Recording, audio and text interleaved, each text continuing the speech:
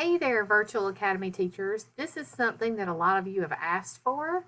How can you create assignments to send out to specific students? So if you have a student who needs to do some remediation work or needs some acceleration work, or a student who needs some enrichment work, I'll show you how to make those assignments. I will tell you that I haven't done this very much, but I can give you enough information to get you started, because once you get started, I believe you'll find that you can customize those assignments the way you want to do it. All right, so the way you do that is to go to your clipboard up in the top. And notice mine has a 1 because I've played with this a little bit. But you're going to click your clipboard, or you can go to your hamburger button and you can go to the clipboard there. And the clipboard is where you're going to put those assignments that are for specific children. All right, so we've got to select an activity. I can either upload a file, so if it's a worksheet I want them to print out, or put a YouTube video on there, a Google Drive document, a website, or text. A rich text activity is where it's like a little word processor. I'm going to attach something, so this file is going to be, I'm just going to name this activity to complete the free and reduced lunch application. All right, so now I have to choose a file, and I know that I have that file on my desktop. That's why I chose that one. And click OK. All right, so I'm going to make this gradable. And notice I can't click Next yet. That kind of stumped me there for a minute. I couldn't figure out why I couldn't click Next. And the reason is because I have to tell it who I want to send this to. I have this student over here who already has something. So as you build assignments in the clipboard, you're going to see them here. That's not who I'm assigning it to, though. I want to give this to a student in my Language Arts 1B course. So I've got to find that course. Here's my language, that's math. Here's Language Arts. Let's see, I want Language Arts 1B. There's 2A, so it should be right there. All right, so here's my Language Arts 1B course. Now, my students all have the same name because I only have one student here. But when you are assigning this, you'll have multiple students show up, and you can just type their names in. Or if you create quick lists or groups, you can pull them up that way.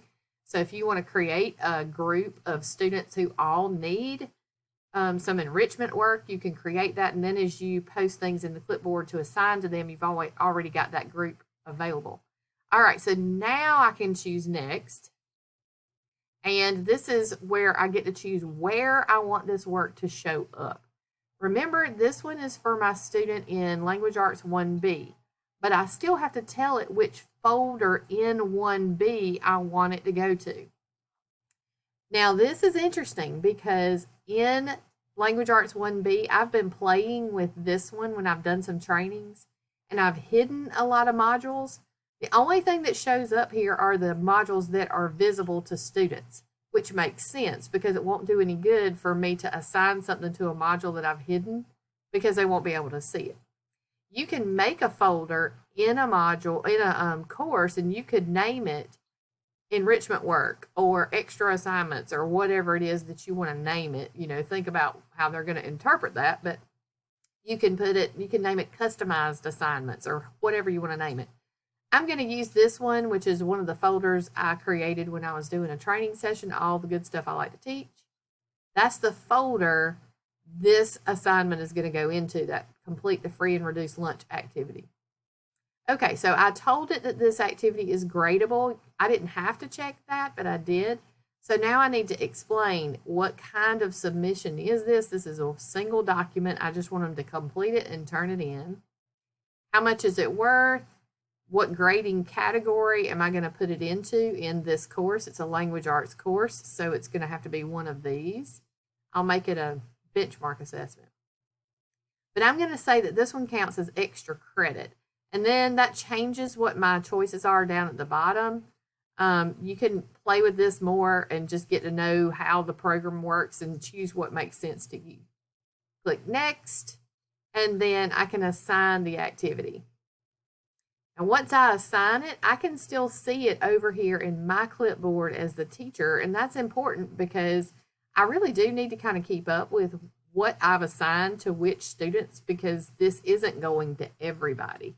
But when I'm going to log out and I'll log back in as a student so you can see what it looks like on their side.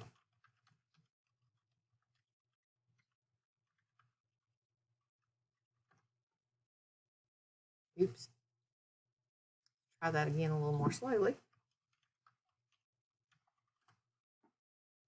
Or let's try, oh, I need a G there.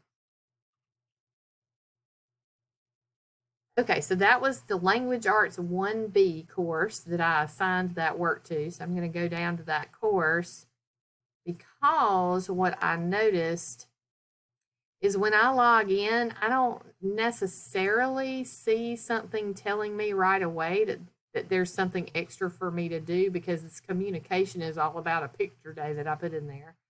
I have to go into the course to see what it is I need to do. I don't know if it shows up. I didn't think it did. It doesn't show up on my to-do list either.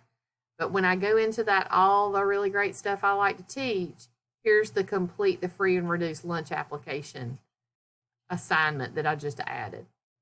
Play around with it some more. You may find a way to make it give a notification to the students. I'm not really sure if there's a way to do that, but play around with it. Hopefully that's enough to get you started. And if there's something else I can do to help you, let me know. And as you discover other ways to use that feature, let me know. We'd love to get that information out to everybody. Have a great day.